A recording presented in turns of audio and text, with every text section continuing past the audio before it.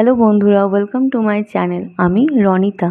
ঠাকুর শ্রী রামকৃষ্ণ পরমহংসদেব তার প্রিয় ভক্ত মাস্টারের কাছে ঈশ্বরের যে রূপ আছে আর তাকে ভোগ বাসনা গেলে কিভাবে ব্যাকুলভাবে পাওয়া যায়, এই প্রসঙ্গে কি বলছেন আসুন আমরা সবাই মিলে শুনি।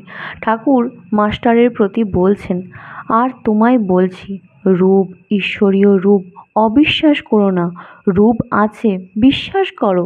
তারপর যে রূপটি ভালোবাসো সেই রূপ ধ্যান করো। গোবিন্দের প্রতি কি জানো, যতক্ষণ ভোগ বাসনা থাকে ততক্ষণ ঈশ্বরকে জানতে ও দর্শন করতে প্রাণ ব্যাকুল হয় না।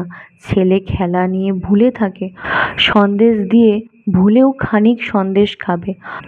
যখন খেলাও ভালো লাগে না, সন্দেশও ভালো লাগে না। যখন বলে মা যাব, আর সন্দেশ চায় না। যাকে চেনে না, কোনো কালে দেখে নাই, সে যদি বলে আয় মার কাছে নিয়ে যায়, তারই সঙ্গে যাবে। যে কোলে করে নিয়ে যায় তারই সঙ্গে যাবে। সংসারের ভোগ হয়ে গেলে ঈশ্বরের জন্য প্রাণ ব্যাকুল হয়, কি করে তাকে পাবো। কেবল এই চিন্তা, যে যাই বলে তাই শোনে। মাস্টারকে বলছেন ভোগ বাসনা গেলে তবেই ঈশ্বরের জন্য প্রাণ ব্যাকুল হয়। আজকের ভিডিওটা এই পর্যন্তই। তোমাদের আজকের ভিডিওটা কেমন লাগলো আমাকে অবশ্যই জানাবে।